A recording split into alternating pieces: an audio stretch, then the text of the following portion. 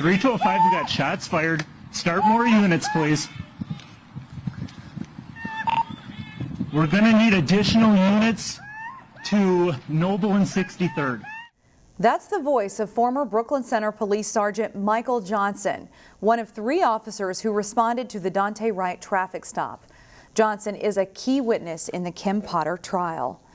Johnson was Potter's supervisor at the time of the fatal shooting.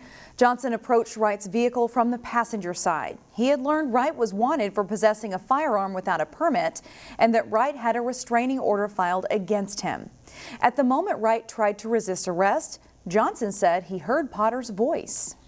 I heard the verbal command of taser, taser, taser. And then what happened? And then I heard a loud pop. And did you know what the loud pop meant? I thought at the time that it was a taser. Wright's vehicle pulled away, crashing into another one down the street.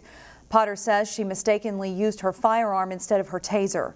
Upon cross-examination by the defense, Johnson was asked whether he could have been seriously hurt, even killed by Wright's vehicle pulling away, to which Johnson replied yes. He then was asked whether force was necessary.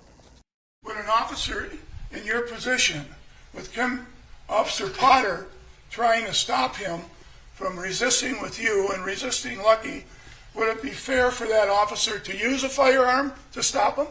By state statute, yes. Johnson stayed with Potter and Lucky after the shooting until 2 Brooklyn Center sergeants arrived. During the testimony, he said Potter never had an excessive use of force complaint against her. Johnson no longer works for Brooklyn Center. He's now a patrol major with the Goodhue County Sheriff's Office. North Memorial Health Hospital and Maple Grove Hospital say they are at full capacity because of the flu and COVID-19. We're poised in Minnesota to have the most COVID patients we've ever had since the beginning of the pandemic after this holiday season. That's a recipe for disaster. We only have so much resource, and it's dwindling. North Memorial CEO Dr. Kevin CROSTON released this video message, also saying that emergency rooms and urgent care facilities are full with longer wait times than usual, with some patients having to wait for days to get a hospital bed. CROSTON says staff is feeling burnout. We're losing people because they're so fatigued. Our nurses, in some respects, are seeing people die every single day in the ICU, and it's taking an emotional toll on our staff. Hospital officials are asking for the public's help in reducing the risk of COVID hospitalizations by getting vaccinated, wearing a mask in public spaces, and reducing time in group settings. A big change is on the way for a popular Robbinsdale restaurant. As Delane Cleveland reports, Pig Ate My Pizza will be closing at the end of the year, but the owners say they are excited for what comes next. This place is super, super cool. For the past 8.5 years, Pig Ate My Pizza has been a staple along West Broadway in Robbinsdale. It's served us and the community very well. But all good things must come to an end. As popular as the restaurant may be, it's not immune to the challenges facing many businesses during the pandemic. Hard costs are up, especially for a restaurant like a pizzeria. And we would like to just have a little bit more control of what we're being able to bring in and able to serve to people. In other words, Mike Brown and his team decided that it's time to say goodbye to pizza. Having this pizza menu, we got to a point where it was too much. We were too busy. It took a lot of labor to produce it. Come January 1st, Pig Ate My Pizza will become Nouvelle Brewing by Travail, where more of an emphasis will be put on the beer. So this is our brew house right here. This is what's known as the hot side, which is brewed in-house by head brewer Andy Getch. For the longest time, people didn't even know we made our own beer. And this will kind of bring the focus more towards the beer. We'll be able to kind of play around with the beer and the food. Yes, Nouvelle Brewing will still serve food. The menu just won't include pizza, at least not on a consistent basis. Just some different food that's a little more refined. Think burgers or other large protein items. You know, if that's what they think is best, I mean, it'll be sad to have this vibe go away, but I'm sure it'll still be awesome. The staff members here hope others feel the same way once the transformation takes place. We just want everybody to take a chance on us once again and come check out what we're doing, because we really are feeling the vibes of what's happening here, and we want you guys to feel too. In Robbinsdale, Delane Cleveland, CCX News. Take all of the Christmas stories you know and love, toss in some familiar holiday commercials, and you've got a fast-paced hot jingle mess. Who better to talk about that than Neil Persley in today's Weekend Showcase. Every Christmas story ever told is a merry mix-up mash of, well, every Christmas story ever told. It's three guys, three actors, they're friends. They start to do a Christmas Carol, and one guy says, I can't do this anymore. I've done Christmas Carol every single year. First time I was in it, I was Tiny Tim. Now, I'm the old dead guy. I just can't do this again. So they decided instead they're going to do every Christmas story ever told. All in about an hour and a half. Crystal actor Tom Connery describes the chemistry of the three-person show. It's really actually evenly balanced amongst the three of us, so everyone kind of has an equal amount of work or an equal share of the dialogue and the action of the play to carry. So yeah, it's kind of fun having that equal balance between all three actors, and it's really kind of like a trio act almost. So. You're at the bottom of the barrel. Just a microscopic germ, Mr. This wacky romp has been around for 20 years. It originally started as a cabaret play. In other words, a bunch of actors developed it in a cabaret bar type situation. And it just grew and grew and grew. And it was so popular and it ran so long that they turned it into an actual published play script. Every Christmas story ever told is on stage now through Sunday, December 19th at Day Trippers Dinner Theater. For Weekend Showcase, Neil Persley, CCX News.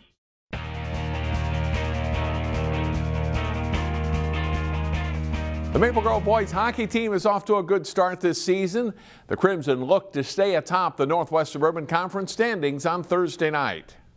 The Crimson looking to run their unbeaten streak to 4 games as they host Anoka.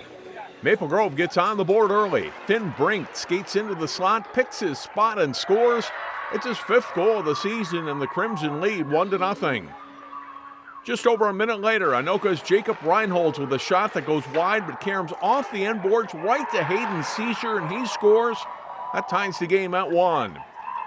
Later in the first, Maple Grove's Bennett Glad with a nice backhand pass to Landon Gunderson, who's open on the backside to tap it in. The Crimson lead the Tornadoes 3-1 after 1 period.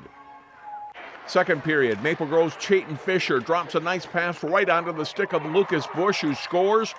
Crimson are ahead 4-1. Still in the second, Maple Grove playing shorthanded when Jack Kernan picks up the puck after the Anoka turnover. Kernan goes in alone, makes a nice move to beat the goalie with his shot. That makes it 5-1 as the Crimson outshoot the Tornadoes 37-5 on the way to an 8-1 win. Maple Grove hosts Centennial Saturday afternoon.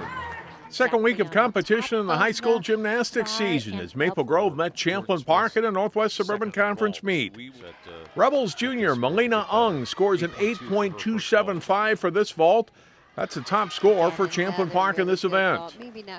Maple Grove junior Kylie McCaffrey vaults her way to a mark of 8.7, second on her team. McCaffrey finishes third in the all-around. Balance beam and Champlin Park's Jordan Smith. She scores an 8.0, second in the event. Smith is also second in the meet in the all-around. Sasha Thompson had a good night for Maple Grove. The junior won the balance beam with a score of 8.975. In fact, she won all 4 events and finished with an all-around score of 36.175. Thompson with a mark of 9.575 in the floor exercise. Maple Grove wins the meet with a score of 127.5 to 121.8 for Champlin Park. The Cooper boys basketball team has high goals after falling just short of a section title last season. Here's Jay Wilcox with a preview of the Hawks.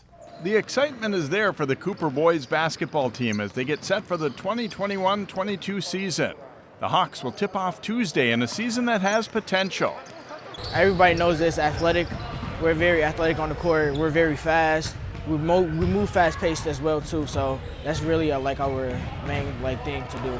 We have a lot of depth and a lot of athleticism on our team. Everybody can do a little bit of everything, and we all are really hard workers. This whole practice has been a lot of competition just to see who's going to start. We got 3 starters coming back, guys with a lot of experience. We got a lot of good young guys that have sat, and kind of watched how we do things, and they're prepared. So I think it really helped us with the year we had last year. Cooper was 15-3 last season and played eventual state champion Wayzata very tough in an 8-point loss in the Section 6 4A final. Being that close drives the Hawks.